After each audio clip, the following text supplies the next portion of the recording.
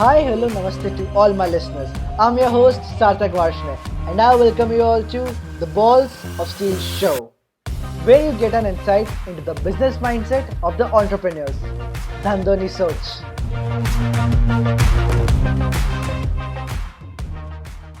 Our today's guest is Mr. Setu Goyal. Hi, Setu. Hi, Sarthak.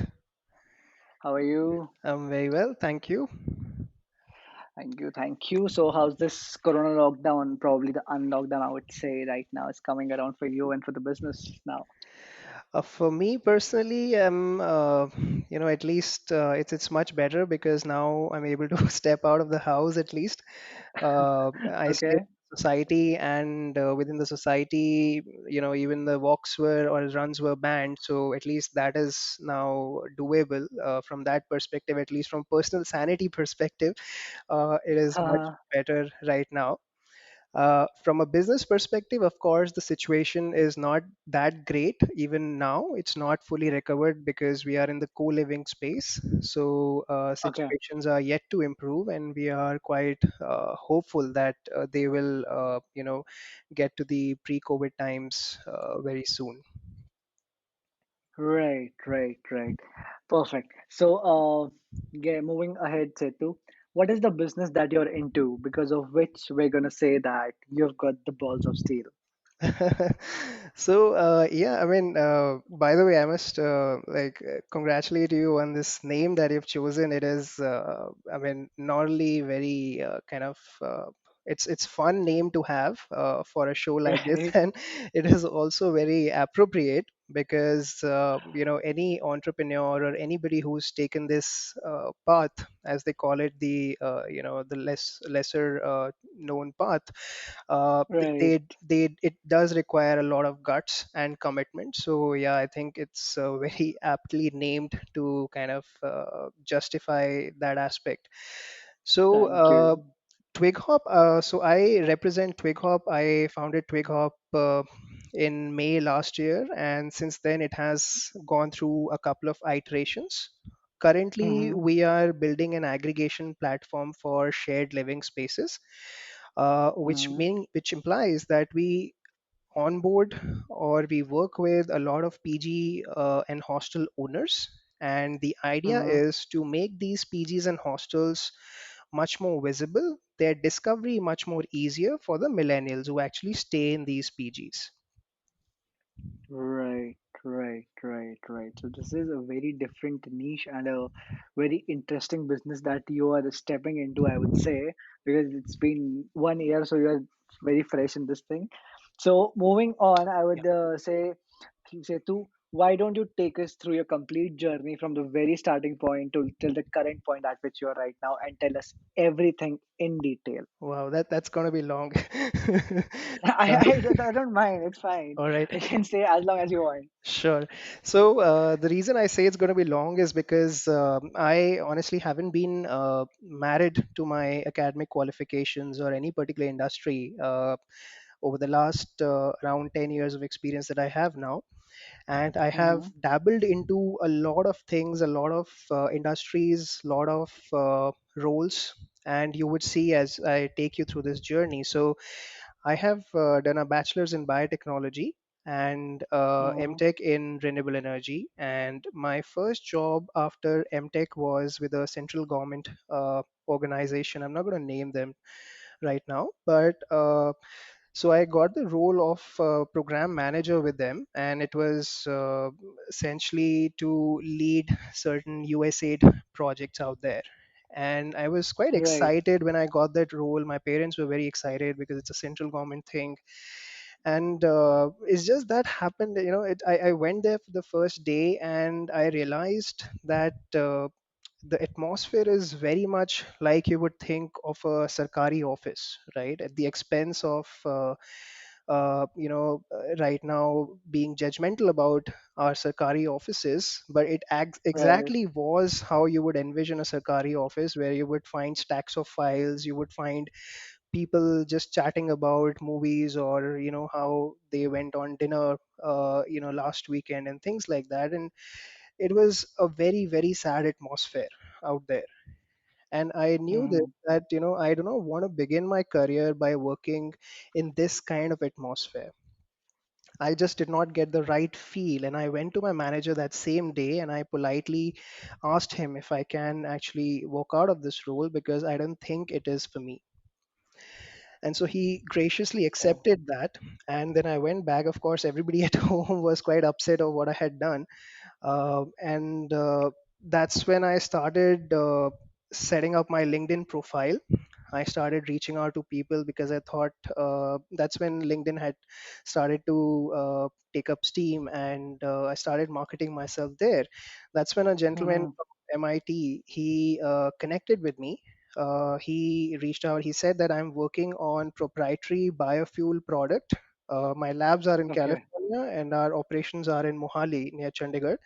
So why don't you Mm-hmm. come over for an interview if you're looking for a job, and we would like to have a chat with you, right? Okay. So I went there and I really liked the atmosphere there because all these people were like the Silicon Valley people. They were literally from Silicon Valley. There were a lot of people who were foreigners. There were people who were from IITs, like I said, MIT, and things like that. And people had excellent backgrounds, and I saw the vibe and the energy in them. So we used to work. So I actually selected that option. We used to work there for about 14, 15 hours a day, 7 days a week, because we were trying to create some novel product which would literally Mm-hmm. save this planet. Because you see all this dust and smog during winter times in north, right?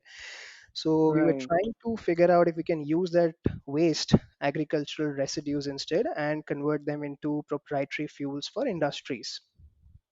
Right. So I went there as a program manager again, and my role was to figure out the applications of this product, how we can conduct trials in industries. And I also took up trials for this product in brick kilns.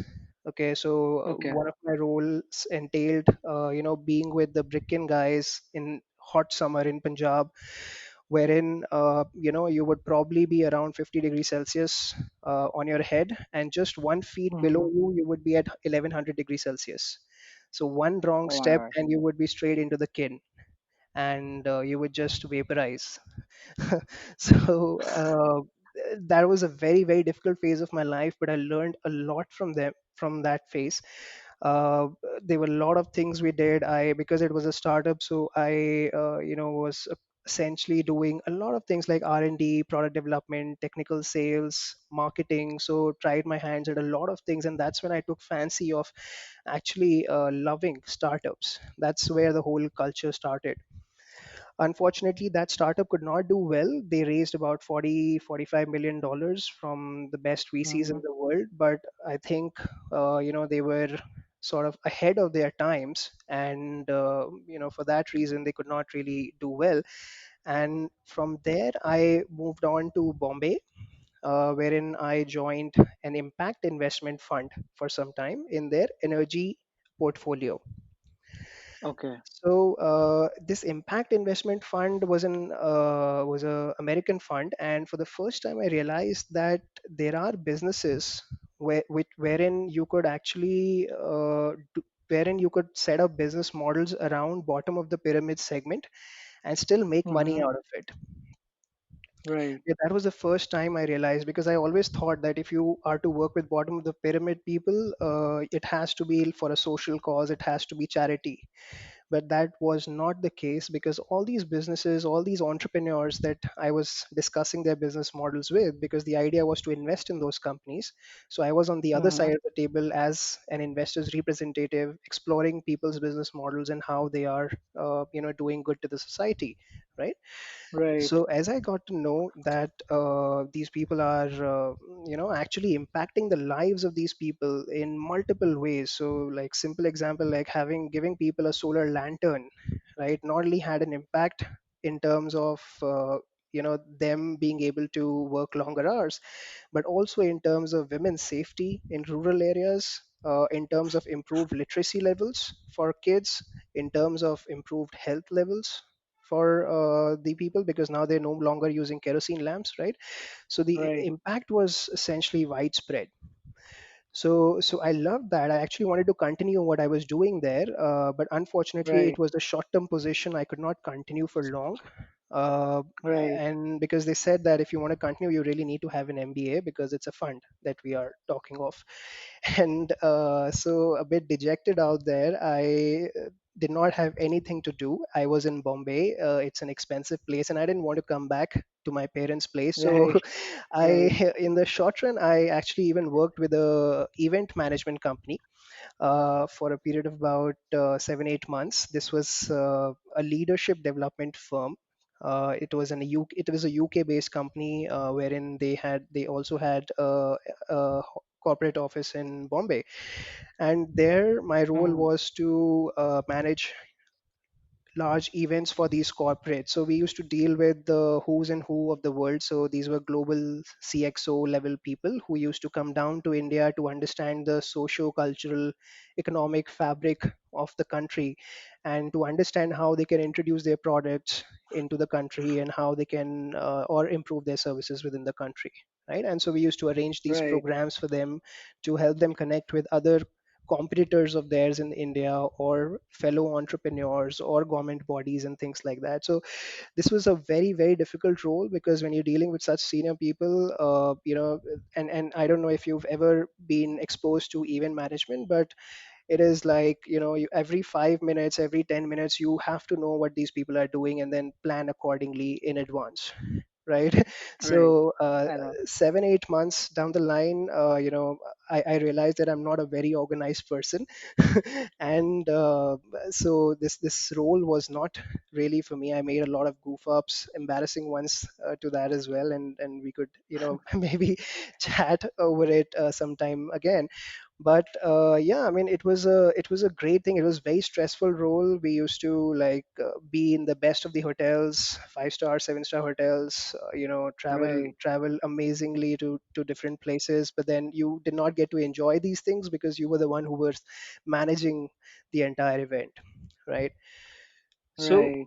so that happened, and while all this was happening, I fortunately got a chance to come back to Delhi, wherein Right. I was a student ambassador with an organization that was putting up large scale substations. In fact, they were Mm. involved in setting up some of India's largest substations.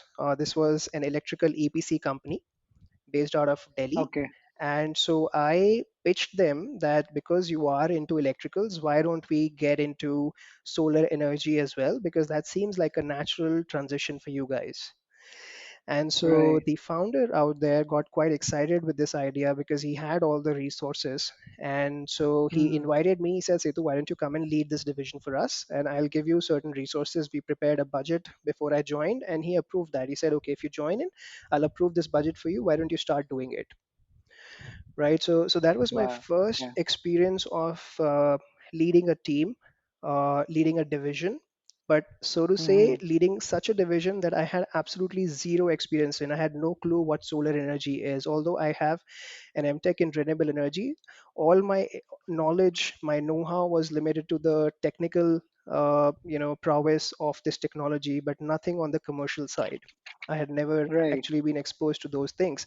So I had to learn things from scratch, and I did a lot of things. For example, I think as an entrepreneur, you have got to do these things wherein I participated in fake government tenders. I mean, as in I put in fake bids from our company Right. at very, very high Right. rates, which I was sure that we would never win. But just to understand what the competition is bidding at, where the market lies, what sort of technologies are people putting in. uh, Right. I also invited a lot of suppliers. I arranged for fake bids saying that we have a project of this scale, massive scale, and we would like to speak with you, would like to get your technology, so that they could come and really teach me about those Right. technologies and about what are the nitty gritties involved in things like these. So that is how I did my this first experience of managing a team. And Mm. through the virtue of leading this division and being a part of a lot of networking and marketing events, I got in touch with one of Southeast Asia's largest clean tech funds. I was a speaker Okay. at one of the sessions. That's when this person met with me, and we got in touch. And he said that, Setu, we are looking for business development associates for our regional associates for our India business. Why don't you come and have a discussion with us? Right. And that was my transition onto, again, the fund side of it, wherein my role was to evaluate large scale corporates like the Coca-Colas and Pepsis and Nestle's of the world, and to see if we can make a investment into these companies to sell them solar power. Okay. Okay, so the tables had shifted now. So instead of me going to customers and asking them that, why don't you give us money and we would set up a project for you, now I was offering them Mm. money, that we would set up this plant for you, we would offer you money, and we will sell this Mm. power to you at X rupees per unit. Wow. Okay. Right. So that was my role. I used to do, because I had this technical know-how now. So I used to evaluate projects on a technical basis, commercial basis. I used to then do a go no go case for that company, whether we should invest in that company or not. Is it going to be there for the next 10 years or not? Doing a credibility assessment essentially for them, and then present it to the investment committee, so that I could tell them that whether we should move ahead with the project or not. Right, so that was a very, Right. very amazing entrepreneurial experience, because although these were projects, these projects were of the scale of $1 million to $10 million. So it's still a huge Okay. transaction size, and giving your recommendation for this scale after evaluating it from all perspectives, be it technical, commercial. I used to do the cash flow analysis. There was a lot of learning that I did. So this was like my mini MBA that was going on, right? So that experience was phenomenal. And while all of this was going on, I decided that I should also do an MBA going forward, because the idea was to have to be a part of an ecosystem that you can very well leverage going forward. Okay, so for me, Mm-hmm. the whole goal of doing an MBA was that I wanted to be a part of a community where I can do immense amount of networking, or I can fall back upon them for whatever I needed in the future, be it a job, be it any deals, be it any supplier vendor relationships, or even for the matter of partnerships, right? Right. So for that reason, I decided to do my MBA. Right. And while I was doing the MBA, I decided to put a lot of these things into practice, right? So I was in Hyderabad and I teamed up with one of my classmates there, and we started a rip-off of Nestaway, I would say. I don't know if you've heard about them, but Nestaway is Right. one of India's largest property management companies, right? So I really liked their model at that point of time and the way it was growing. So I thought that they are not very active in Hyderabad as of now. So let's start doing something like that in Hyderabad. So I and my friend, we had modest 10 customers when we began. So Right. these were mostly NRI people who had their houses in Hyderabad and were looking for some entity to manage these houses, so that they could collect the rents, they could look after their maintenance of those houses, and also find tenants in case the house is vacant, right? And we used to Right. charge anywhere between 10 to 12% on a monthly basis. Okay. So while that was going on, we had about 10 customers, and a few months down the line, I realized that this doesn't seem like a very scalable business, for the very fact that this is very, very human resource intensive. So because your houses are all scattered across the city, because I'm going to get one house in one area, another house in another area, I would have to put in a lot of resources to manage those properties. I would need to have a lot of handymen. I would need to have a lot of property acquisition people, a lot of tenant acquisition people. And so I didn't want to become an HR agency at the end of the day. Right. Right. So the project level unit economics were also not working out for a business like this. And so I realized that it's not working. And so we should definitely shut it down. And that's when I shut it down, and then I moved. Once my then during this time, the MBA course also got over in Hyderabad, and so my wife also got a job in Gurgaon, so we moved to Gurgaon. Hmm. And that's when actually I started researching on certain other things, and one thing led to the other, and this is where we are right now with TwigHop. We just started TwigHop.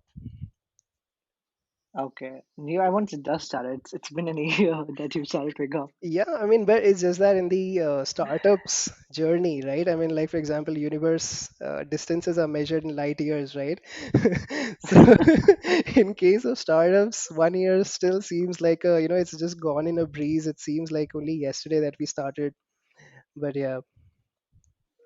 Yes, yes, yes, yes. So that's quite a hopping journey, I would say. Like the like your even your name says Twig Hop. Yes, So I can actually kind of relate this to your journey. You've been hopping in the size of twigs so from true. company to company, gaining all those experiences. And Yeah, I don't know if you have connected the same dots, but this is what I connected looking at your experience. absolutely. So this is something, but yes, this gives me and opens me under a lot of questions and mindset that I can ask you, Right. and which will help me and the listeners as well, to get some insight. Okay, Sure. so let's get back into your journey, and let's pick up the questions. So you told us, you told us that you've been dabbling in the multiple industry, and that's pretty much evident now. First thing first, so you did your BTech in biotech, you did your MTech in renewable energy, and then you landed a government job in which you told, on the very first day you did not get the feel of it, and it was Right. a very Sarkari thing. Yes. Okay, now I want to connect this with your childhood a bit and something of your mindset that I would like to bring out. So I'll tell you the question exactly, which I'm trying to come up with. That is, you know, this was your Yes. first job, central government job, and everything. Your parents were also happy. You were kind of happy, like, okay, this is the thing. But then when you went there, you got that vibe, ki sarkari feeling wali vibe. So that vibe probably contradicted something already inside your head, right? True. And whatever that picture was inside your head, that picture was strong enough to convince you on the very first day that you went up to your manager and said, sorry, boss, I'm going to take an off, and this is not something I'm going to do. Right. And looking at the path at which you have been running at and the current position, I would somewhere say, I wouldn't say this with a lot of conviction, but I would somewhere say that I guess somewhere the entrepreneurial seeds were already there, Mm-hmm. Yep. somewhere I Yep. would say. Yep. And if I want to connect that those seeds probably from your childhood or anything, and the sarkari job experience where you left the job on the very first day, looking at those sites that you had to go through. So what was the mindset at that point of time, and what was that feeling like, that that convinced you so much? Okay, fuck it, I'm leaving this. I'm gonna do something else. So what Right. was that thing like? Right. It's an interesting question that you asked that I've never really pondered it from that perspective. But, I think subconsciously, I think what was in my mind or what has always been in my mind is my parents' work ethics. I think that's Okay. been a huge contribution to how I have been shaped personally, or how my, like basic uh, DNA is in terms of work ethics, because I have seen my father, working like 7 days a week since so many years now. He is, more than 60 years now, and he is still way more active than I am. He does way more work. He's involved in way many projects than I am, and I sort of idolize him and my mother, because these guys have, worked so hard in their life. I would say that they have almost, like, I would say, to be true and honest to them, I think they have sacrificed their whole lives around me and my sister. And Hmm.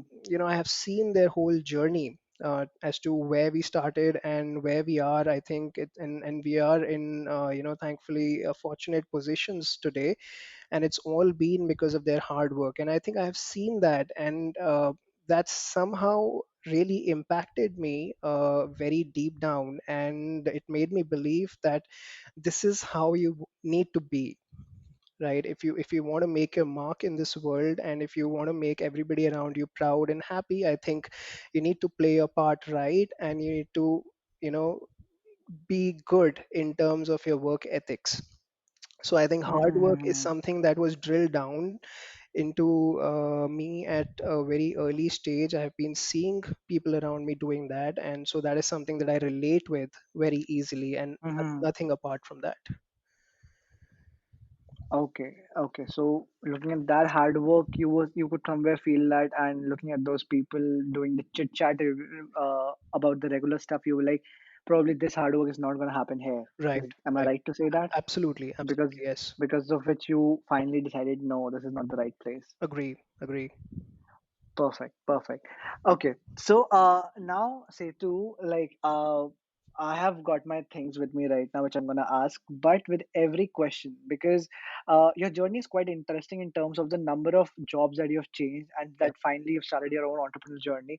Now, all the questions that I would be asking you majorly, right? I would want you to relate those experiences with your current entrepreneurial experiences, sure, and then tell us how your mindset has evolved and how you what you have derived from there. Okay, sure. so now the very first thing that I'm gonna start with is that you told us that after you left the government job, you went on LinkedIn and you made up a profile, and then you came across this California-based company at which was probably a startup, raised 45 million something, Yeah, and then you started working with their Mohali based company, right. right?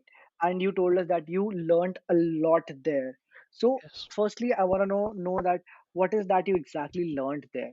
Understanding that this was a startup, and you also told us that working there, you started getting your hang around this idea that that the startups are a pretty good thing, and you started liking that culture. So, what was it that you liked there and learned from there, and that you're applying right now? Sure. I think a couple of very interesting things that I picked up over there. So one of them has got to be, perseverance. I think as a personal quality. Uh, Mm-hmm. so I could very easily say that I have tried for IITs, getting into IITs like any average Indian kid would do, and I could not Mm-hmm. do that. I gave up on that. Right. I have also tried becoming a doctor, and I tried doing that, and I could not do it. I did not get great scores or rank, and I gave up on that. Right. So Okay. I have tried to settle probably onto things. I have actually not fought, or I hadn't fought for things until that point of time in my life. Right. But when I actually Mm-hmm. started working there, I realized that the technology that they were working on was pretty much breakthrough. Nobody in the world had ever done it. We were creating intellectual property almost on a daily basis with all the researches that we were doing. Right. And every Okay. single day we used to fail. Every single day, whatever we did, it wasn't working out for us. But it was the team's perseverance that kept everybody going forward. Like I said, we were working 14, 15 hours a day. Every employee had become each other's family member. We hardly spoke with our families because there was no time. There were so many iterations of products that needed to be done that we were Mm-hmm. just with ourselves, right? We were eating with each other. We were I mean, there were nights when, whole through the night we were experimenting because we had to give them time for autoclaving and things like that, so we had to stay at the office throughout the night. And so that became something pretty fascinating, that okay, you should not really give up, because once you keep trying, there would be like the 100st thing that you do that actually works out for you, right? Right. that is Right. that is one thing that I took away from that. And a second thing is that it is not important whether whatever you're doing, you really know about that stuff or not. Okay, so what Mm-hmm. matters is your attitude towards solving that problem, and not your academic qualification or background knowledge about that Right. subject. So that was something also very interesting, because you won't believe, but I actually invented a fertilizer while I was there without having any know-how whatsoever about agriculture or crops for that matter. But because we had a Right. byproduct, which Right. is bio ash coming out of the fuel that we are producing, I was given Right. the role of actually figuring out ways to dispose of this ash, right? So I could have Okay. easily told people, let's dump it somewhere, and that would have been Mm-hmm. against the government regulations as well. But then I thought, Right. let's do something innovative out of it. So I tied up with Punjab Agricultural University. I got a scientist from Coromandel Fertilizers. We all sat down together, and we created a fertilizer out of it. Wow. Okay, so I realized at that point of time that it doesn't really matter whether you have that knowledge or not, and that is something that I have carried with myself in the solar energy business that I was in when I first ventured into it, because I had no clue as to what solar Mm-hmm. energy entails. And now, when I'm in the real estate space since about a couple of years now, because I had zero clue about real estate company, and now I am leading a real estate technology company wherein I have zero background in real estate and I have zero background in tech. Right. Right, so that gave me a lot of confidence to do things which I had never ever ventured into or never really thought that I would get into. Right. Right. Right. Right. So Okay. and just Right. one more thing was about the culture that I noticed. Mm-hmm. So in Mm-hmm. the first organization, this company which was into manufacturing of biofuels, Right. so they had a two-floor office in Chandigarh, Okay. in Mohali. Okay. Okay, and Right. on the ground floor sat the HR, administration, accounts, and finance teams, and on the first floor, it was the management that sat, and the business development, marketing, and sales team, of which even I was a part of. So I sat on the first floor, and on the ground floor we Mm-hmm. had the other supporting. All the supporting teams for the organization, Right. and I Right. realized that there was a stark difference in the culture of these two floors, or the employees that were there on these two floors. Okay, so Mm-hmm. the employees on both the floors were equally credible. They were coming from phenomenal backgrounds, very well educated. But when it comes to culture, when it comes to attitude or problem solving, the people on the first floor were way ahead of people on the ground floor. And it was not Right. that the people on the ground floor were not capable of doing certain things, but it's just the management and the way they dealt with those people that had a lot of impact on the motivation and the overall functioning of those people. And that came out in the output that those people gave. Right. So that gave me excellent lessons in terms of how to manage your team, especially the subordinates, how to get work done out of those people, what to tell them, when to tell them, how not to do things that puts them on a back foot, how not to scare them off, how not to pressurize them. And that is something that I carry forwarded whenever I was given a chance to lead any teams, and even now when I am running my own company. Right. Right. Yeah. That's quite a good learning you had from there. But I'm sure that there's more coming in right now. So moving on, right. So moving on. Then after you left this company, you told us that you went to Bombay, and for a very short period you were working with this company where you were representing the investors, and Yeah. you were listening to the startup stories and everything so that you could invest their money ahead, Yes. right? So now that I know that you're doing your own entrepreneurial thing. So and you yourself mentioned that the sides have changed. That time you were on the Yes. other side. Now you're on the other side of the table. Yeah. So there are a couple of questions that I want to ask. Firstly, how has that benefited you? Because you actually know what an investor thinks. Okay, and what is this whole experience like, changing sides of the table?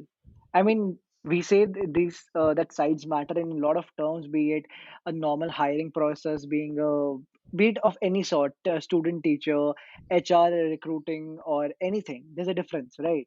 So Yes. how has this difference made an insightful impact for you, and what have you made out of it, and how did it benefit you when we talk about the investment part, because you've already raised your investment? So Sure. yeah. Sure. So when I joined this fund, I was under the impression that funds are entities that everybody is seeking out for. It's a very, very prestigious institution because you hold great, great power, right? Because you have money, right? So there are Right. people who are sitting in front of your doorstep with a begging bowl, so to Mm-hmm. say, and you have the power to either acknowledge them or disregard them, right? Right. That was my impression when I joined the fund. And Right. my first role when I joined that fund, I was told that, Setu, your role is to find companies from the market in which we can invest into. Right. And that came as a shock to me, because I realized for the very first time in the life that, it's not only the startups who are looking out for funds or investing companies, but it's also equally desperately that the investment houses are looking for great startups, because these people have money, and there's a huge pressure on them to invest that money in the right places, right? Right. So it is a two-way action that happens. And so first of all, it gave me this insight that an entrepreneur should not feel like a beggar, or somebody who's desperate for something that the other person has, because the other person is also equally desperate or equally looking out for you, right? Mm-hmm. So that is one thing, and that sort of insight really changes your perspective, because you tend to feel pretty anxious when you're speaking with investors, and you look at them from a position of like they have a position of power, but that actually is not the case. They need you as much, right? So that is one thing that I actually figured out there. Okay. Second thing is, there are certain metrics that investors look into when they are trying to invest into startups. And so, by virtue of having this role, I got to get an exposure onto this side as to what all those things are. For example, the profile of the founders, how much execution experience they have, how much relevant background experience do they have, what is it that they've done, what are the sort of commercial metrics that should be seen in a company's books, what sort of operational metrics should we be seeing from industry to industry, what are the industry benchmarks, how do you compare it with a startup in that industry, and things like that. So it gave me a Right. fascinating insight into all these parameters, and it prepared me for the overall entrepreneurial journey, because I knew, like, whenever I speak with my employees, my team, and all other stakeholders, there are two things that I know of. One is that Right. we have a business vision, we have a goal to arrive at. Mm-hmm. That, of course, Mm-hmm. cannot be done with my money, so I have to take others money as well, right? Hmm. And if I have to take others money, there are certain things, or things need to be done in a certain way, so that Right. people really feel safe about their investments, right? Okay. So, or people know for sure that wherever they are investing, it would go in the right direction, because you need to have the right team for sure, right? You need to have the right or practical vision about the company. You can't really say that today I'm making 10 lakhs an year and next year I'm going to be making 100 crores, right? that Right. that doesn't sound reasonable. It has to be a practical expansion plan that you have, because there have been, Mm-hmm. because I myself rejected certain companies in while in that position, wherein people presented us with those kind of plans, because they were absolutely unrealistic. It is just not possible, even with whatever money you are about to raise, right? Right. So things like those, I think, as a founder, you also need to have good understanding of financials. That is a Mm-hmm. given. So regardless of whatever background you're coming from, be it arts, humanities, commerce, science, whatever you have done in the past, if you're a founder, it is very, very important that you know your numbers and where these numbers are coming from, right? Because Right. because an investor doesn't really look at the books ever. They would always read your mind. They would always like to, like you are drilling me right now, right? An investor would also drill down the entrepreneur to whatever depths possible, and they would extract the numbers. Right. So you need to know these numbers by hand. So those are some of the things that got to me, and things that I have carried on with me since then. Right. Right. So that's quite interesting. Probably at the end there would be a question where I would be asking you something back on this. So I'm Sure. just giving you a hint right now, not asking the exact question. Okay. Okay. So moving on, Setu, you told us that, then after this company, you worked with an event management firm Yes. because you wanted to live at Bombay. So I completely understand Bombay is a very, very lovely place. And Yep. once you're there, you don't want to come out of there, but Absolutely. expenses are skyrocketing at this very same time. Yes. So you told us that, while working with a event management company for 7 to 8 months, you were dealing with CFOs, CXOs, and all those people out there. Yes. And, you were living out of the hotels, but not really enjoying that part. So what I want to ask is that event management. Yeah. So one thing that you asked me, from being from this industry, I have been through lots of events. I have been at the position where I've organized events, so I can completely Oh, understand nice. that what you would have gone through. Yeah. So from there, from that experience, my questions would be coming up right now. So it's that when we talk about events, there's a lots and lots of work that goes into, Yes. right? And as you said, like every 5 minutes, you need to know what your representative is doing or what he might require or whatever that might be, right? Correct. I would if I try to put up an analogy between an event and an startup, Hmm. the the analogy is probably the same. You never Yeah. know what's the new hurdle that's going to come up, and Correct. you just have to deal with it, right? Correct. So if I ask you, what is it that you derived from your event management experience? Because you were on the investment side right now you're Yes. on the execution side of a very different field altogether, Correct. industry that runs on foot, I would say, True. on foot and call. So what is that you derive from this industry and that you're applying in your startup? Absolutely. So I think there's certain personal skills that I derive as experience from that company and or that Hmm. particular role, and one of them is delegation. Okay, so I think when I reflect back, one of the biggest mistakes that I did while I was there was that I took on a lot more than I could actually do. Hmm. Okay, and I was not in a habit of saying no to people because of the place where I'm coming from. I never used to say no. I've never said no. If somebody said that, say, you should do that. If Y person said, say, you should do that, I've always said yes to everybody, right? That I'll do that. Hmm. Hmm. And what I realized as I grew in my career that it doesn't make people happy, right? So because there's only limited number of hours in a day, and you are Right. limited in terms of your productivity, right? So at some point of time you are compromising on somebody's work, and so they would be at a risk of failing because of you if you do not do their job, Hmm. right? And Right. when that happens, when people rely on you and you do not deliver, that's much more worse compared to you saying no upfront to the role, Right. right? Right. So that's something that I have picked up on, and I have really started saying no to people whenever I feel overwhelmed with work. Even when Hmm. when, for example, my current investors tell me that, Setu, I think you should do this as well. So if somebody tells me that, Setu, see, paid Google marketing, I think is very easy. Why don't you just create a Google ad campaign, right? Hmm. Yourself instead of hiring an agency, right? Right. I could definitely do that for sure. But what that would mean is that I compromise on 10 other things that I need to do because I do not know how to do a Google paid campaign. So I would first need to pick up those skill sets. I would need to go to YouTube or certain, like a Udemy or something, and Right. pick up those skill sets, then experiment with it, and then actually do it for the company. And still, I may not be able to do as well as as an expert would do, Right. right? Because I am still an amateur at doing that.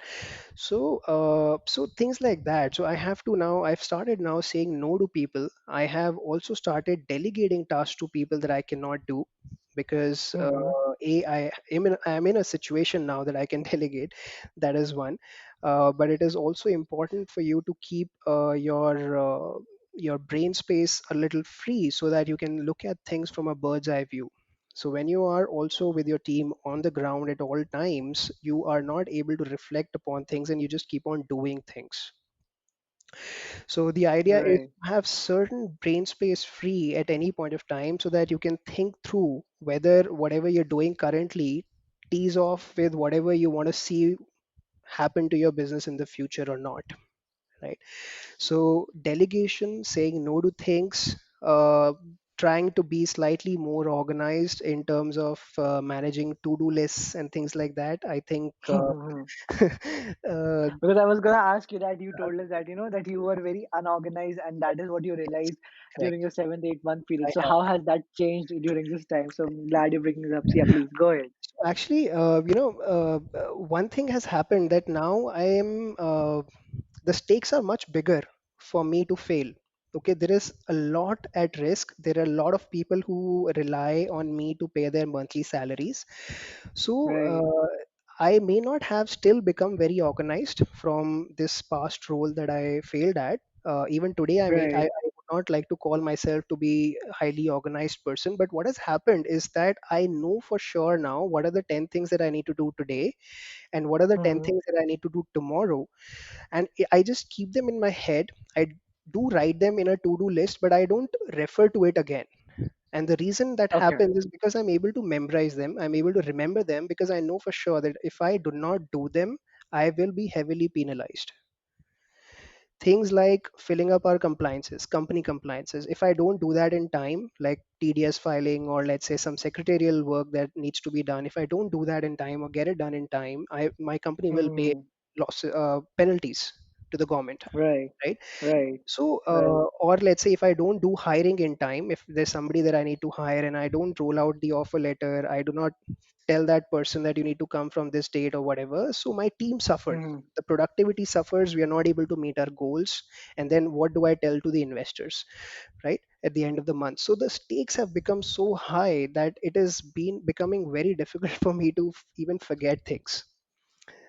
So, Okay. if I tell this to my wife today, she would probably cringe because I still fail doing simpler things in life like getting milk or vegetables. And if she tells me to get five things, I'll most likely forget two out of those five. But you give me 20 tasks today about the company, and I know for sure that it'll get done. So, Wow. That's quite a statement. I hope that both of us are alive after your wife listens to this. yeah. Okay, that's great. Okay, so coming back to the story, you've already told us that how you've become better from your experiences at the event management company. But there's another thing that you told us that you made a lots and lots of goof ups there, Yes. right? So what? Give me some stories from those goof ups. Like, what are the goof ups like, and what did you learn from it? Uh, Because listening to you, I feel like there's some sort of either a funny or some major goof up that you did, and which has taught you or maybe turned out in a very different manner. So sure. tell me that story now. I could actually tell you a funny instance that happened, and Hmm. there was a education company. It's an Hmm. online learning company now that was supposed to. They're all their global CEOs and all their country heads and the global CEO. They were coming to India, and I was a part of the team that was managing the event for them. Wherein their idea was they were a publishing house. They wanted to understand how India is changing in terms of education because things were moving online, and they wanted to understand how they can be a part of this ecosystem and transition their way Right. from being a hardcover publishing house to, let's say, a digital education company, right? Right. So, day two and day three, we had certain events planned for them. So, day two was when they had to go to an art gallery. And we had booked a room over there wherein they would have certain drinks, and we would reflect the whole event or reflect for the whole day all these things that we did as to what were the takeaways, right? And Right. next day we were going to a particular school wherein we would meet very young kids who were essentially coming from ostracized or backward communities, and Right. they had completely transitioned into becoming phenomenal kids who would go on to join McKinsey's and Bain's and BCG's of the world. Wow. Okay. Okay, so these were two events that I was in charge of, and so my one of my tasks was to get liquor to the art gallery, right? Okay. And to make sure that liquor reaches there in time in ample quantities, and it reaches in time such that it is all frozen or all chilled out before the event starts, so that people are comfortable in having those drinks. Right. Now, the goof up that I made was that I did not realize that both these places, the school and the art gallery, their names are Shanti Niketan. Okay. Okay. So instead of sending it to the art gallery, I sent it to the Shanti Niketan school. And the principal of that school called up my manager asking, saying that, Daniel, what are these drinks for? I mean, we just received these drinks, and so my manager was really, really mad at me at that point of time for this big goof up because we couldn't have definitely sent liquor to a school. And so he overnight asked me to go to that school, and that was in the outskirts of Bangalore, so it was about 100 kilometers from Bangalore. So overnight I went there, I apologized to them, I got the liquor back, then I went to the art gallery, put all the things in the fridge, and then came back. So thankfully, Okay. the fiasco was averted in time because the principal called us. Otherwise, the next day, had the event started and people would have been asking me for liquor, I would have just been guessing as to what happened. Why do we need liquor here? So yeah, I mean, a lot of things like those happened out there. Small, small things which could have really tarnished the agency's name. Right. Thankfully, they were very nice about all these things, and they kind of, said that okay, it's fine, it happens. But overall, I realized that I think it's not the right place for me to be in, because if I continue doing these mistakes, I'm sure I'm going to let them down very soon in a very serious way. Okay. So yeah. That's quite a story. That's quite a story. That's nice. Okay, so you moving ahead from this part, you also told us that when you came back to Delhi, you joined as a student ambassador with the company, Yes. and then with this company only, you ended up managing their solar division section after your idea got accepted by the Yes. people there, maybe the founder or something, and that was the first experience where you actually led a team, Yes. right? So definitely that's the different experience. But then when I want to relate that experience of leading a team and to the current experience of leading a team, Yeah. there are some differences, I would say, because that's a company, and right now this is your company, and these are like your family. I wouldn't say that those people were not your family, but then you probably understand the difference that I'm trying to bring Yeah. up here, Yes. right? So what was that experience like, and what all did you learn about leadership from there, which you're applying right now in your business? Right. I think so. One thing that was there was to not let the other people know that you do not know the thing that you're working on. Okay.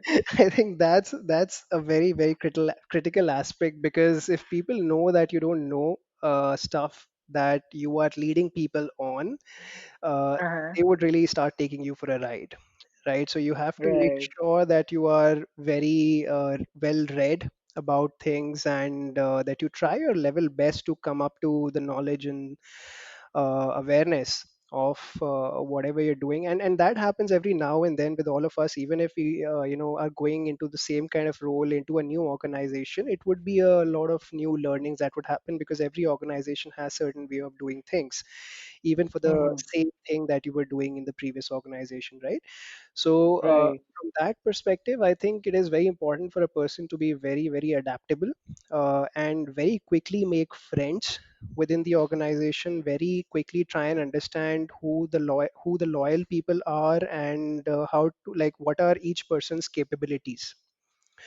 Right. Hmm. So there might be an intern in the team like I used to have, who used to work Hmm. way more or harder, or who was much more diligent and effective as compared to a full-time employee in the team. Right. Right. So I did give him more work to do as compared to that employee, because I knew that my work would get done if I gave it to that intern rather than the full-time employee, considering the Hmm. productivity levels that they were at. So it is very important for you to understand who stands where, and not really push people to do things that they cannot do unless until they are motivated to do those things, right? So there are certain kind of people whom you tell things. For example, people like you and I, if we are entrepreneurs, we would be doing things that we have never ventured doing into, right? Right. Because we would like Right. to experiment, we like living on the edge, right? But there are certain Right. people who would not go out of their comfort zone to experiment with things, and so you should not really Hmm. push them into doing things, because that would have a much more negative impact on what they are capable of doing at their levels. So Right. understanding people's capabilities, giving them the work that they can do, and those who can push themselves, giving them much more so that they are even more motivated. I think that is something that is truly very important for any manager. Perfect. Perfect. So I would just like to highlight this last point, listeners, that probably if any manager or any of such, even if an employee is listening to this, I would say that, you know, from this point, you can actually pick up that managers and even the heads and all those general managers, assistant managers, they always promote those employees who are ready to take an extra, put an extra effort into whatever they're doing. And you would only get your promotion or any of that sort, any good or any extra bonus will come your way when you go out of the way. Right. Any good thing wouldn't happen where you would think, ki, boss, I'm just doing whatever I'm told and I've done my job and that's it. No, that I guess that is what even for this very specific thing I would quote something from Three Idiots that you know एक circus के शेर को हम well trained बोलते हैं, well educated नहीं, because वो वही करता है जिसको सब बताया जाता है. Right. So with that said, I'm not trying to point out any fingers on anyone, but what I'm trying to say is that if you want any sort of promotion or any sort of big bonuses in your life, even as an employee, you need to go out of your way, get out of your comfort zone. It Correct. wouldn't matter that, and you shouldn't get shocked for that very fact if someone of the new age, younger than you, comes up and takes up a promotion at a higher rank than you just because you weren't working your ass off.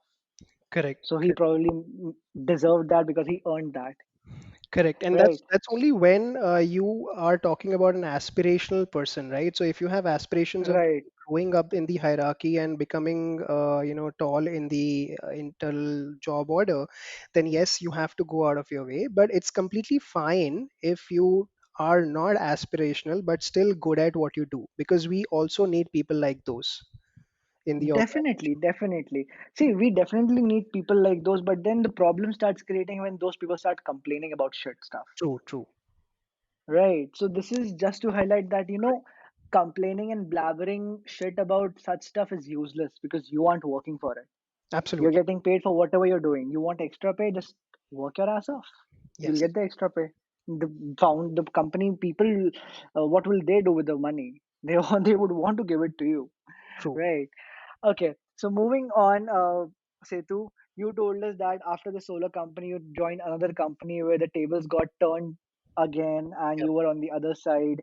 And this was the company where you learned cash flow analysis and Yes. managing all those transactions, and majorly, I would say, the money management skill. Yes. Right, it came Correct. from this company. Correct. So, if I ask about what all you learned about money management and what all you are putting in your current business from there. So Sure. tell me more about it because at that point you were managing money as an employee, really not probably not thinking that will it affect your salary or not, right? Correct. But right Correct. now everything is dependent on whatever you have, your personal salary, your company stakes, your employee salary. So there's a huge lots of differences out there. So what is that you have learned and how you're applying it here? Give me something more on that side. Absolutely, absolutely. I could share a very interesting anecdote. So Please do so. when I just started in this role, I was given to evaluate a particular organization and to understand whether funding a project for them would be feasible or not. So Hmm. once I got done with the technical analysis, and that was my first project, my manager asked me to do an NPV analysis of the cash flows that we would get from that project, and then also figure out the IRR. from the project. Right. And Right. he just said that to me, and that's it. And he assumed that because I have done an MTech, so I would be knowing how to do this.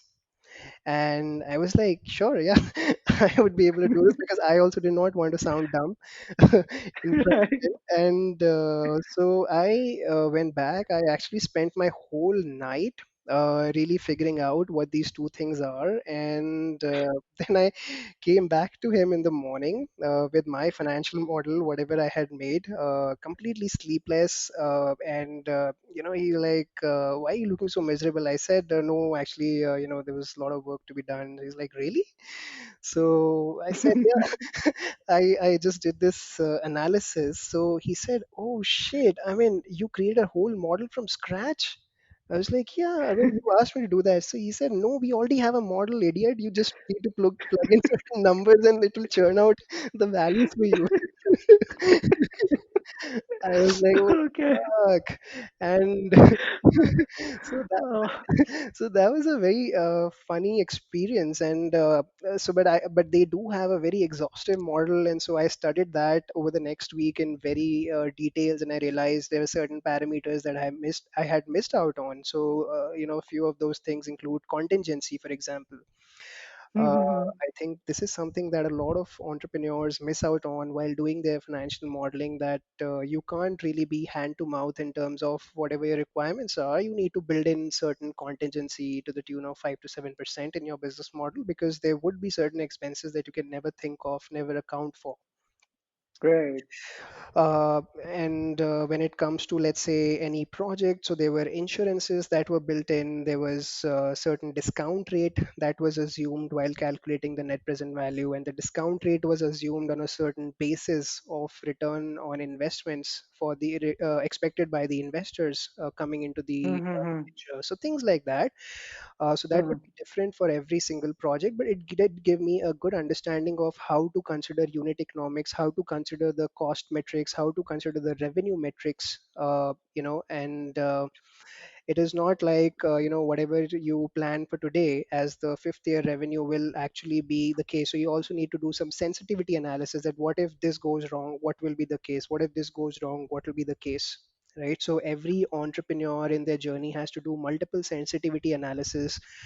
Uh, that if you are not able to raise funds, then how will you structure your business? If you are able to raise funds, then at what speed would you like to grow? Right. Which all cities would you be present in? How would you optimize if you are not able to raise funds? Would you be firing certain people, or would you be cutting down on certain costs, downsizing, whatever? So these kind of things are something that I did not think of in the first model that I had prepared overnight. And so it gave me a good perspective of how you look at things at a project level, and I took that understanding on a company level now when I run my business. So so yeah, I think that has been the takeaway. In fact, on my last day in that organization, these people were giving me a party, a sort of exit party. And that's when Right. I really told my manager about this instance, and he was like, what? How the hell did I hire you if you did not even know how to do an NPV analysis in the first place? So he was like, That's I'll great. definitely have that question in my interview whenever I interview somebody next. So yeah, My goodness. fortunate enough. You saved your ass then, I would Yeah, say. absolutely. So My God, yeah. this is a very funny and good instance. But yes, this is something that I would say taught you a lot. And for this very instance, there's something that I would like to quote and something that I go by. I don't know, it might help someone out there. That there's a lot of times when employees comes in and tell they sometimes they tell upfront that we don't know this shit, and sometimes they don't tell. Like we don't know, just like you didn't tell your manager that you didn't know that stuff, but you figured that out over one night. You got the model done, and that one model, I would say, has been at the root of teaching you your all complete cash flow analysis and complete cash flow training which you're applying right now. So I would say that years of experience came from one night, Absolutely. right? Yeah. And for the reason I'm saying is that because Whenever we want to learn something, learning a new skill set is never difficult. It's just a matter of couple of nights, maybe one, two, or maybe a week. You know the shit. What matters is how you apply it. Correct. And just saying that I don't know it is a very useless and baseless thing to say. Because right now, our world is filled up with resources everywhere. You don't even have to pay for them. It just might be a little bit of extra effort just because you're not paying for that organized content. That's it. But all the content is free out there. Read for a night, listen to YouTube for a night. You have the skill set. Now you need to do is just apply it. So that's why if when any manager of yours might say that you can go out and learn it, never say a no to it. I would say, because learning is not difficult anymore. What matters is your intention. Do you have the intent to do that learning within the night and start applying it from the next day? So that is what I would want to comment on this. And if there's any addition or if there's anywhere I would say Chitu I went wrong, then please No, do no, correct absolutely me. agree. Absolutely agree with that. Yes. Right. So moving on, Setu, then you told us that in Hyderabad you started with your friend, right? Yes. Which was just this ripoff of Nestle. So one very small question here: when you started this ripoff, were you still working with your previous company, or you left that company? So for the first couple of months, I was doing my MBA. So this was an executive MBA at ISB that I was doing, and Right. while doing that, I was also working for my company, and I was also looking at ideation for this Mm-hmm. startup. So at one point of time, I was doing all these three things. Okay. So that's quite a work that I would say. So then probably you decided to leave the company and do just MBA and then and you rip off this idea of the nest away, right? Yeah. So one small question on this front, Setu, like you by this time you have already worked at plenty of companies. So did you fund your MBA and your this rip off startup yourself? Was it a combined effort for you and your friend, or you took some loans or something? What was it like? Or you just went with the flow, like dekhte hain, karte hain? What was it like? So the startup was definitely started by my company, my friend and I. So we just put in the necessary paid up capital that's needed to start the organization because we wanted to start as Mm-hmm. a private limited company and make it into a formal entity. So Mm-hmm. there was not a lot of investment that was needed in opening the startup, right? But Mm-hmm. then we also hired a couple of people, and so at that point of time, it was fully funded by the two of us. So it was bootstrapped. Okay, right. And then, so how long did this nest away thing work? A year or so? What was the time period like? No, actually, it was for 8 months only. Okay, Because within 8 months, we had all the SOPs ready for every okay, step of the business. We were doing it in a very structural fashion. We were doing it very professionally. So the 8, 10 customers that we had, they were very happy with us. All of them, even if today you speak with them, they would hopefully they would give positive reviews about their experience with us. Uh, right. but it's just that the unit economics of this model were not working out for us. It wasn't very scalable, so it did not make sense to go ahead with it for longer period. Right. Okay, so now, since we are at the point where you actually started the startup, Yep. okay, and you started this thing. So first of all, when you started this company, was it again a completely bootstrapped thing, or did you take a loan, or you were there with the investments from the very beginning? Right, right. So, so I wanted to start it with my college friend itself, with whom I did Mm-hmm. the first thing. But unfortunately, he did not want to move to Gurgaon, and I was not in a position to stay in Hyderabad because I also wanted to stay with my wife. So Mm-hmm. we decided to mutually separate ways because geography was a big point in terms of working together as co-founders. Since Mm-hmm. you do need to meet on a daily basis because when you are co-founders, it's very important for you to keep each other motivated. And Right. long distance relationships are really really difficult, right? And Right. so from that perspective, both of us amicably agreed to separate ways. And so I started researching on certain different things as to what can Mm-hmm. be done. So I did bootstrap the company myself, the second one as well. So I do not have Mm-hmm. a founder as of now. So the entire thing for the first 8 months, I would say, was completely bootstrapped. And so the way I started doing this was, I researched about the whole real estate space as to, where we could find certain gaps. And Mm-hmm. I also stumbled upon the co-working space in India. Okay, so Right. now in co-working space, I realized that there are hundreds of players now who are offering co-working spaces. And Right. in the last few years, there are a couple of good co-working aggregators that have come into the picture. So these Mm-hmm. are technology companies who enlist all these co-working spaces. So any Mm-hmm. company who's looking for an office space for themselves, they don't have to engage with 100 different players. They can come to one specific page or one specific website and put in their requirements that I want 50 seats, this is my budget, and this is the area where I want my office to be in. And they would give you like 20 best options that suit your requirement and put you in touch with those people. So that would really Right. save a lot of your time, and they would also get the best deals from the market. Right. Then I started studying the co-living market, and again in co-living market, the same thing has started happening. Co-living is actually tailing the co-working market. Co-working was the Mm-hmm.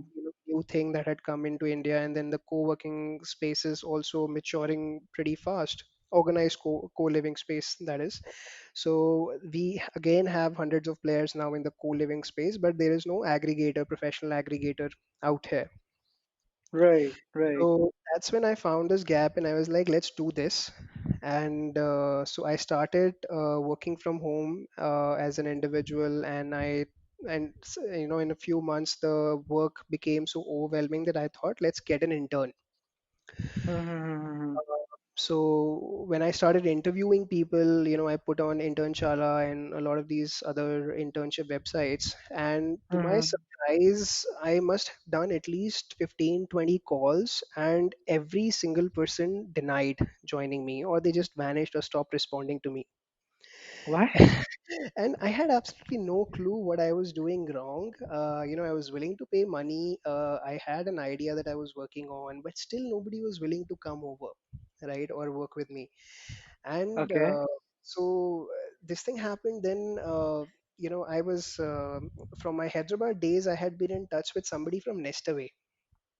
Okay, Right. so this is one person who had been guiding, me and my friend as to how to do things in this space. So we used to reach out to him as a mentor of kind to Mm-hmm. help us understand how the space is built, and Right. what are the things or what are the risks that we should be taking care of in this business. Mm-hmm. So that person had also fortunately moved to Delhi for this business. So he was earlier managing the Hyderabad business for them, and now he was managing the Gurgaon business for them because it was an upcoming market.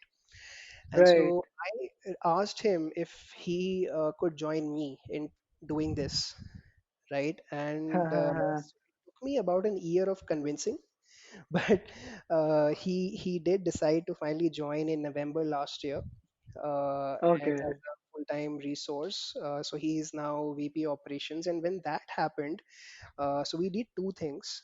When first he Right. came on board, and then we also took a professional co-working space in Gurgaon. Mm-hmm. That's when when I started interviewing interns again. And Mm-hmm. when I used to tell people that we are two people, and and we have a formal office space based out of Gurgaon, and I used to send them pictures Mm-hmm. also of the place, so that because co-working spaces are very vibrant, right? They're not I like know. I know. Right.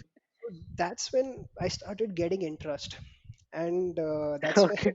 that's when I realized that people, until when I was just one person in the company, people used to treat me like I'm working on some project. But when just one person joined me, it became a company, and Right. added significantly to the credibility of the whole work that I was doing. And that's when the kids starting trusting me better, I right? see. I So see. that's I when see. we hired our first intern, who also went on to become an employee within 3 months. He full time joined us, and then we Okay. started our journey. Yes. That's great. That's great. On this very small note, there's a point that I would like to add, and this is for all the listeners and all those students, probably, if you're listening to this, that you know, this is a very, very shitty thing to consider, I would say, in my opinion, and very being brutally honest about it, that if a person is single or whatever it is, but then this is a very shitty thing to consider and to reject a company to not work for, that he's alone or something like that. You never know. And sometimes, probably then you should talk to those friends of yours who are dying to work with the startup, just for this scenario that if the startup runs, the startup is going to pay them 10x or maybe 20x. Probably start get nurturing yourself with that sort of thinking, that you are trying to raise a baby, and that is what you'll be working for. You're working for a bigger cost, setting up something new completely out of the box. It might run, it might fail, but then this is definitely going to give you some experience, which is going to shape you and mold you in a very, very better manner only. This, I don't think so, is in any manner is going to have any negative effect on your personality. Right. This shaping is very, very important. So if anyone listens to this, I'm being very brutally honest and probably a bit of anger in my voice. But yes, this is a very shitty reason to consider, that if a person is alone, if a person has office or not. Sometimes you wouldn't even know that if a person has office or not, and you would be interning with him. What would you call that situation where you are probably uh, keeping in the hidden, kept in hidden? Would you leave that? And because it's because that guy's paying you. People have the capacity to pay, but they also want someone good who they would love to pay. So then please do not ever consider this thing. Okay, so moving on, Setu. Now there's one thing that acha, before that question, there's this question that I want to ask. So how was this final experience of you of nailing down the investor? Because you've seen a lot, you've been through a lot, and now it was your turn to get the investment. So Right. what was this experience like? Right. So, with respect to investment, again, I faced a lot of challenges, reached out to a lot of investors, and I was denied each time. And Mm-hmm. one of the major reasons for that was, I was told on my face, and which is completely fair, that तुझे real estate का experience नहीं है, तुझे tech background नहीं है, तो क्यों चला रहा है ये कंपनी? मतलब Mm-hmm. क्या उखाड़ लेगा इसको करके, right? मतलब how are you going to go where you want to go? And I realized that yes, I do not really have the tech skill sets, and I also felt that because I do not have the technological skill sets, it's not the best thing for me to take shots or take decisions on that front, because it's not going to be good for the company. Right.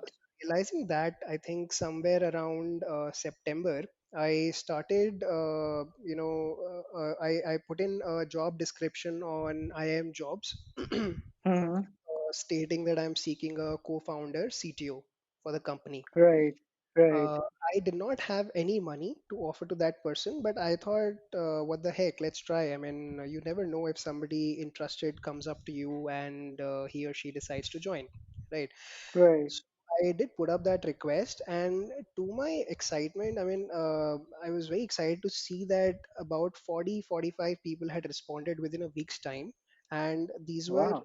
very senior people from Accenture, Microsoft, Google, uh, and all sorts of other product development companies who wanted to do this. And this was like the best time of my life. I was like, wow, I've totally nailed it. Why didn't I do this earlier? So Uh-huh. I started calling them one by one. Okay. When I started Right. calling them one by one, I must have spoken with about, again, 20-25 people out of this lot. And I must have Mhm. spent about 1.5 hours with each of these people, and Mhm. explain them my vision and what are the things I'm doing, where I want to take this further, and what I foresee their role should be in this organization, how they can complement whatever I'm doing. Right. Everything was very exciting. The whole journey, people got very excited with the work that I'm doing, and they wanted to be a part of it. But when it came to commercials, they were like, they wanted a bomb, right? and And of course I could not afford them. Like, I mean, wherever they were, if you are at a VP or a president kind of position, or even a, senior manager kind of position, you command 30, 40 lakhs and upwards today. Right, right, right, Not this person, because there is a dearth of people in tech space, right? right, So right, I used to always tell them that, sorry guys, I cannot uh, do this at this stage. I cannot afford. So let's be in touch, and maybe at some point, our paths will cross. And that is how right. I used to end the conversation. Ha ha ha. So, like 15, 20 conversations down the line, I realized that this is not working out. Each time the result is coming out of to be the same. So I should maybe change my pitch. Right, And that's when I realized that finding a co-founder is like finding your partner, your spouse. right, right, You need to spend some time to understand them, and because it's like marriage, right? So the right. be able to complement you well, and they should be able to they should know what your working style is, what your work ethics are, what sort of expectations you have, and things like that, right? Mm-hmm. Overnight I can't really hire or interview a person and actually get them on board as a CTO co-founder and also give them equity. It doesn't make sense. Right, It didn't make sense to me. right. I came up with another plan. So I changed my pitch, and then then onwards, whomever I spoke with, I told them that I am looking for a trial period for next few months to help me build my MVP. And if Okay. you're okay, if you like this project, let's work on this together without any comp at this point of time. And Mm-hmm. once you do this and I'm able to raise funds, then I'll take you in full time. Mm-hmm. Okay, so because this way, during these next 3 to 4 months, both of us will get to know each other, how we work, and Mm. whether our ideas are complementary or not. Because I was looking for somebody who would not be a yes man, but would tell me to my face that Setu, what we are doing is absolutely bullshit, and instead of this, you should do that. Right, Because that's the kind of partner you really need, right? Somebody who right, would right, to your face that this is another way of doing this thing, and we should consider this very seriously. right, So I was looking for that person, made it very clear. So I again interviewed, a few people, and again people declined. But then there was one person who did agree to this mm-hmm. strategy. He said, "Setu, I quite like this idea, and I also understand that you have just started, you are bootstrapped, and you can't afford me. So why don't we do this? Let me help you with your MVP, and Mm-hmm. at the end of it, if you are able to raise funds and the story goes ahead, then I will get on board on a full-time basis." Mm. Right, So that happened. So this guy is working with an investment bank. He designs security solutions for them. He's again at a very senior position, and okay, he helped me go through this MVP. Finalize our vendor who would design this for us, make this for us. He was there through the entire journey of building the MVP, the website we have currently. And right, so once that got built, at the end of it, I started looking out for investors, and mm-hmm. have a discussion with this person on a very regular basis, to keep him posted as to what's happening. And then suddenly it occurred to me that why don't I ask him for investments and just see whether he would be interested, because he has been very interested in whatever work we've been doing, and he's helped me a lot. So why not? I mean, if he's about to become a founder, why not I ask him for investments? Right. Right, And I did that. I did muster up the courage, because I thought it's a bit awkward to ask him for investment, somebody whom has helped me all this long. But I asked him, and he actually, right, and to my surprise, he agreed as well. And okay, so he became the first investor in the company. He okay, an advisor in the company. I'm still not at a position that I can afford him. He has a family as well, so there are a lot of considerations that we need to have before he decides to move to Gurgaon. But haha, the fact remains that he became our first investor, and once you have an investor who is not you or your parents, that's when right, other investors start finding interest in your company, because they know that there is somebody else who has also put his skin on the line, put the skin on the and line, it's not right, just. So Right. thankfully, because of him, I would say he has a very significant. I think I would love to give him a lot of credit to whatever help that he has given to me, and it has Mhm. gone a long way in ensuring, us being at a safe place or wherever we are right now. Right. That's great. So this is your first investment, and you're working towards the next investment, I would say. Correct, correct.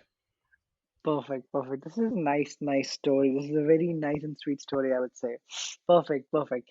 Okay, so now the Setu, what I want to do is that firstly, I want to combine all of these experiences and ask you one question. So I'll just do a very quick run through Yes. that you went through a government job, then you went through event management where you found out that you're unorganized and you started organizing yourself. You did your first leadership, I would say, learning at the solar company. Then you learned your financial at the other solar company. You learned about the investments from your second company, right? So all these things are something that entrepreneurs, a lot and lot of entrepreneurs learn on their path of Right, entrepreneurship. right, Okay, now what my question is that you actually learned all the very small bits in different companies, spending a lot of time being an employee. After that, you decided, okay, I'll make the switch. Now probably I have the right skill set and everything that I can take on this journey, and then you have started on with this. So what do you really feel, had you started on with this journey looking at what you saw in your parents at the very early stage only, and what you did right now, would there had been any considerable differences learning all these things along the journey, and then, or maybe the thing that you have done right now, learning things first and then stepping into the journey? What is your insight over this? What is your mind says? I think absolutely. So, so to say, it is never a wrong time to get into entrepreneurship as such. It happens. Mm-hmm. Whoever does it, probably it happens for a certain reason in their life at a certain point of time in their life, and there is never the right age. You could be a college student, or you could be retired and do a startup, right? We have all seen examples of how this has happened and panned out for some successful companies. For me personally, I think if I were to reflect back, probably Mm-hmm. if I were to say that, I could have done the exact same thing that I'm doing currently, maybe 10 years prior, right after my college, Mm-hmm. I do not think I would have had the same wisdom that I have today. Of course, Mm-hmm. because all these things that I did have really shaped me into the person that I am today, and they have given me a lot of knowledge and wisdom to look into things that I should be. It has, I mean, for all reasons, it has at least given me an idea of my weaknesses and strength, and that I should not be doing things that I cannot change, right? But I should actually be, but I should definitely have the courage to do things that I can change. So at least having that sort of wisdom has Mm-hmm. come in for me over these last 10 years. And that is something that I really take away from this period. So I could have definitely started 10 years back as well, but maybe not as, refined as a person that I am today, at least in my eyes. Mm-hmm. But I think that would have been a completely different journey altogether. Right. So if let's say someone XYZ person comes up and asks you that, boss, I am I want to start this journey, but I don't know anything. And remember that you also told us that sometimes you don't need to know, you just need to do you need to have the intent to execute, right? So if this person comes up and tells you that, I want to start this journey of mine and I don't know shit, but I know that I'll make this happen. So Yes. what is your advice? What are you gonna advise him, that step into it or get the experience first? No, I think people, if they are excited about what they are getting into, with the right kind Mm-hmm. of research, they should definitely get into that. But Mm-hmm. provided they are not taking this decision out of, sheer sort of excitement of getting into entrepreneurship, because it is not easy. It Mm-hmm. gets you into a lot of stress, a lot of compromise that you need to do on a lot of aspects of your life, be it family time, be it entertainment, and things like that. So it is sacrifice on a lot of fronts. So as long as you're aware about those things, as long as you have taken care of certain things at your end, you do not have financial obligations, you do not have social obligations or social dependencies that let's say there are people in the family who are dependent on you to get income, right? Right. Or there are any other sort of dependencies on you. You need to take care of somebody's education or whatever. So as long as you have enough savings to make sure that the lives of people around you will not suffer because of whatever you are doing, Mm-hmm. you have done sufficient research, you see some merit into whatever you're doing, you have to spoken with certain experts in the space. I think there is no right age, you should just begin whenever you are ready with these things. Perfect, perfect, perfect. That's fair enough. And if I talk about another thing, and although your journey is like an year old in the entrepreneurship part for TwigHop, and you started with that rip off of Nestaway as well. But if in your complete journey, if I talk about one huge failure that you have gone through, including your employment part and your company's journey, one huge failure you went through, and what did it teach you? So what would that be? uh, okay, I'm just trying to think which one can I give the first rank. I fail every single day of my life, and you know uh, Right. so it is very very difficult to actually name one particular instance which I would Tell me say. whichever is the first one coming up to your mind. I guess that would take the first position itself. I think one important failure is on a personal side. I would say it Okay. has a big toll in terms of the time that you can give to your family, and I have always wanted to spend time, with my wife, let's say, and speak with my parents often. Uh, but you just if you find it very difficult, simple things in life like going to the movies. Of course, it is COVID right now; you cannot do that anyways. But even during Hmm. pre-COVID times, simple things in life becomes a luxury, especially when you are an early stage startup. You don't have a lot of resources to delegate jobs to, or to ensure that things won't suffer even if you are out of the picture for some time. Right. So in early stage startups, you are working with a lot of advisors, mentors, and people who help you for free or pro bono. And what happens is, Hmm. when you're working with those people, those are mostly available after office hours, right? Right. That's when your family time starts. But because these people are available only then, you have to compromise on your family time to be with these people so that you can get all the gyan that you can. Right.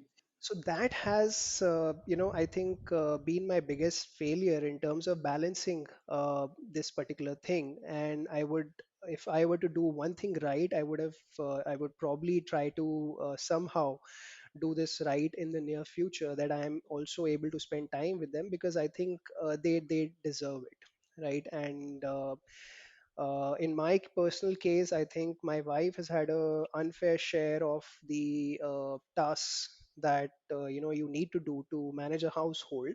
She has had the Right. unfortunate burden of taking a lot more of it than her fair share.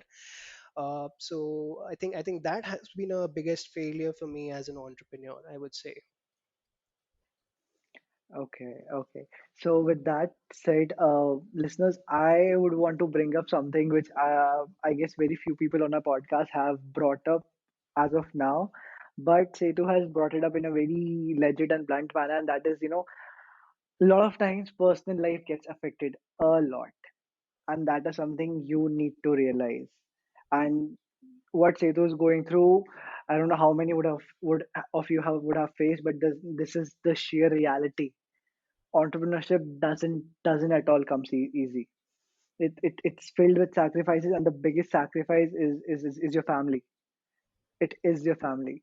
I mean, sometimes it's just like the people you're working for, directly or indirectly, maybe those are the people you're sacrificing on.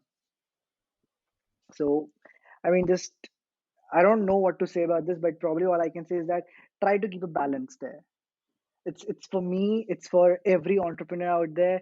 We are trying it on our as our best, but if you're stepping into this and if you're listening to this, I guess balance is the only thing that I can personally suggest. Or maybe I might not even be in the position, but then I would still say that it's the only thing that we can probably try and maintain for every other person that we love in our life, because they definitely directly or indirectly are playing a huge role in our journey. It's their support that matters, Very so we true. need to keep that in mind. So yes, Right. with that said, Setu, we are uh, almost at the end of the podcast. Right. Just reviewing myself if I'm still left with questions, but I don't think so that I have got many other questions left. Yeah, one small question if I ask you, Sure. like, would you call yourself a money-minded person? um, I think yes. And Okay. I do not feel ashamed or embarrassed in saying that yes, I am money minded, because I think Hmm. money is a great motivator. We all have Right. our aspirations and ambitions to reach certain places in life, and see that we are in a certain position and place in life.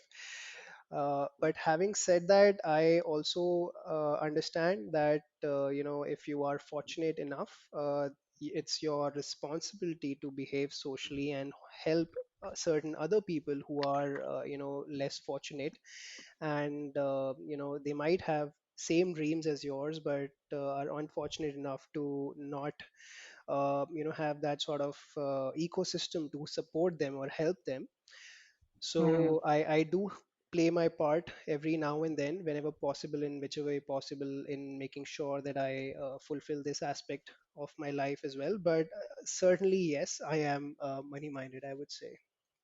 Perfect, perfect, perfect. This has answered probably all the questions, but still keeping it very clear, listeners. This is again not in the negative part. This is still in the positive part, and Setu is doing the best he can to help others as much as he can. So Right. the only thing that I keep trying to point out here is that entrepreneurs sound money minded, but they are running for a wealth and they want to help others whenever they can, however they can. Money Right. stands just as a byproduct, because I didn't zinda mein bhi rehna, I would say. Agree. Yes. Right. With that said, Setu, there's this one thing that we do before we end the podcast is that, Sure. we would want you to recommend another entrepreneur whom you think that has a very inspirational and journey that who we can talk about on our podcast. And before you recommend, if there's any mantra or tip that you would want to give to the listeners. Sure. I think, in terms of a tip that I would like to give to the listeners is that, like I said, I mean, you have to know your weaknesses and strength, right? You should not try and push into things that you really cannot change, because they will not change. So rather, you build up courage to things that you can change. I think that is something that's the most important in life, and you should just need to know what are the things that you can change and you cannot change to be doing these things. So while it might sound a bit confusing, but if I were to make myself just a bit clear, just know your weaknesses and strength, and do not try and do things that you know for sure, or do not take part in battles that you can't win, basically. Nice. And your recommendation, Setu? um I think in terms of recommendation, you should definitely speak with Vikas Puneru, my friend. He runs this aggregator for photographers. He's an NRI himself, and so I think it'll be an interesting journey for the listeners to understand as to how he, as an NRI, he started up a company in India, what gaps he identified, why is he doing what he's doing, and what is his vision. I think it is going to be an exciting discussion as well. Then that's going to be actually interesting. I would love to get him on board and talk to him about the journey. Sure. Perfectly. So with that, we are at the end of the podcast, Setu, Perfect. and Seems like I got you tired a lot. Yeah. No, this was my first podcast, and I think it was a phenomenal experience. You really made me reflect a lot onto my previous journey. I had never, thought about it so much in details. But yeah, I mean, having gone through this whole experience of the last 1.5 hours, I think I did well for myself.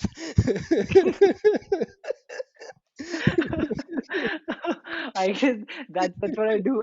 I bring out the journey out of the people, and because that is where dot starts connecting, I would say. Yeah, And I'm a very huge damn follower of this thing by Steve Jobs, that you can only connect the dots looking at the past, correct. and that is where I see that learning actually comes from. True. So that is what I'm trying to do. So with that, I want to thank you, Setu. Thank you so much for taking out time Thanks, and Sarthak. coming on the show and giving your insights to us. And with that said, listeners, this was Setu with us from TwigHop, an aggregated business in the co-living space. Right? Do check out the business. And with that said, something which I have picked out from his journey is that it's never too late first to start your entrepreneurial journey. Next thing, you have to find out what you definitely like, and his journey kind of actually proves that you definitely need to have all the knowledge before you start up your thing. It can be completely out of the box. You just need to have the intent and jump right in, do the bit, start working towards it. Things will start falling into place. That's all I would say. So that with that, thank you so much, Setu, for coming in. Thanks again, Thanks, Sarthak. and It's a pleasure. thank you for coming in. Same here, same here. I'll definitely meet you soon. Bye bye. Bye. I hope that you're able to take back something insightful from this podcast and apply it in your life to be a better version of yourself and add to your Dhandho Soch. If you know someone whom you think should feature on my podcast and has a very inspiring entrepreneurial journey, then do drop me a DM on my Instagram, SarthakVarshney.